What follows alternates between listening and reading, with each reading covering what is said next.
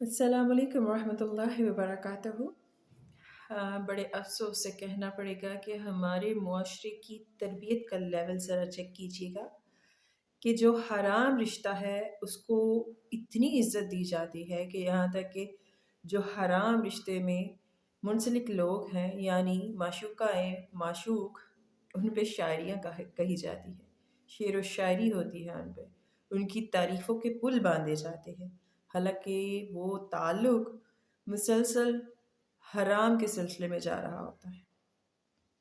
اور دوسری طرف جہاں بیوی اور شوہر کا رشتہ ہے جو حلال ہے، وہاں بیوی کے رشتے پہ تنزیہ، مزاحیہ، جو دل دکھانے والے لطائف ہیں وہ بنائے جا رہے ہیں، ان پہ لطیفے، اور معشوقہ پہ شعر و شاعری۔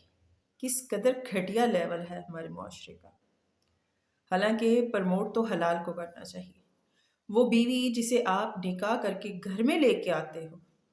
وہ آتے ہی آپ کا پورا گھر سنبھالتی ہے، اپنی تکلیفوں کو بھول کر وہ آپ کے ساتھ آپ کے گھر کو سٹینڈ کرتی ہے، آپ کے ماں باپ کو سنبھالتی ہے، آپ کے بہن بھائیوں کا خیال رکھتی ہے، آپ کا خیال رکھتی ہے، آپ کی نسل کو بڑھاتی ہے، اس کی تربیت کرتی ہے۔ وہ جو اتنے سیکریفائس کرتی ہے صرف آپ کے لیے، اس کے اوپر طنزیہ شعر و شاعری، طنزیہ لطیفے، دل آزاری والے فکرات، اور وہیں پہ دوسری جانب جو حرام ریلیشن شپ ہے، جو اللہ کے نزدیک بالکل بھی اہمیت نہیں رکھتا، جو آپ کو عذاب جہنم کے گھڑے میں ڈال سکتا ہے، وہیں اس ریلیشن شپ کو اتنا پرموٹ کیا جاتا ہے، اتنی اس کی واہوائی کی جاتی ہے، اتنی تعریفیں کی جاتی ہے کہ نہ چاہتے ہوئے بچے جو آج کل کی یوتھ ہے وہ اس طرف جاتی ہے۔ اور پھر دیکھ لیں کہ جب کوئی اس ریلیشن شپ میں ہوتا ہے تو وہ شعر و شاعری کہنے پہ جو ہے نا وہ پابند ہو جاتا ہے، شعر و شاعری کر رہا ہوتا ہے، فالتو کی تعریفیں کی جا رہی ہوتی ہے، حالانکہ وہ ان تعریفوں کے لائق بھی نہیں ہوتے۔ ایک حرام ریلیشن شپ میں سوائے بدنامی کہ آپ کو کچھ نہیں ملتا، آپ کے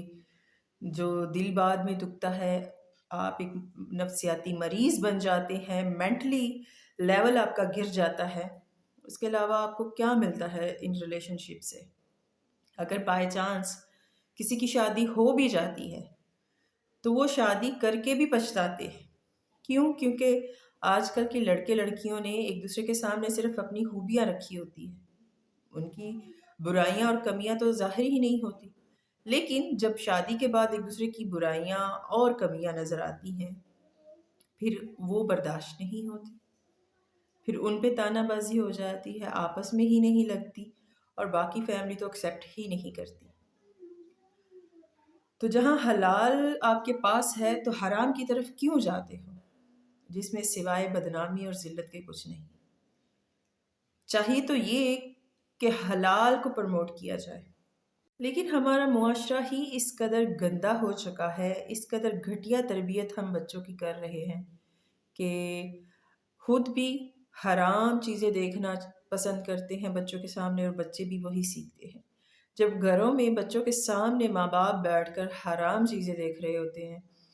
ڈراماز میں کیا دکھایا جا رہا ہے، موویز میں کیا دکھایا جا رہا ہے، سانگز میں کیا دکھایا جا رہا ہے،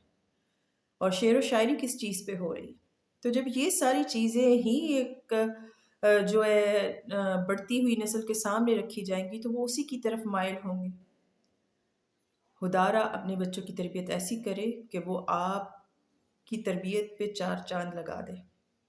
یعنی سامنے والے کو پتہ چلے کہ ہاں اس کی تربیت کسی ملکہ نے کی ہے، تاکہ وہ حلال کی طرف جائے نہ کہ حرام کی طرف، کیونکہ حرام پلٹ کر اپنے ہی گھر میں واپس آتا ہے، وہ اپنا گھر تباہ کر دیتا ہے۔ اگر کسی کی بہن بیٹیوں کی طرف آنکھ اٹھا کے دیکھیں گے تو پلٹ کے وہی نظر آپ کے اپنے گھر کی بہن بیٹیوں پہ آئے گی۔ اب بہت سارے بچے یہ سوال کرتے ہیں کہ آج کل کی لڑکیاں بھی اسی لیول کی ہو چکی ہیں، تو خدا را زلیخا تو بہت سی ہوگی، کوئی یوسف ہی بن جائے۔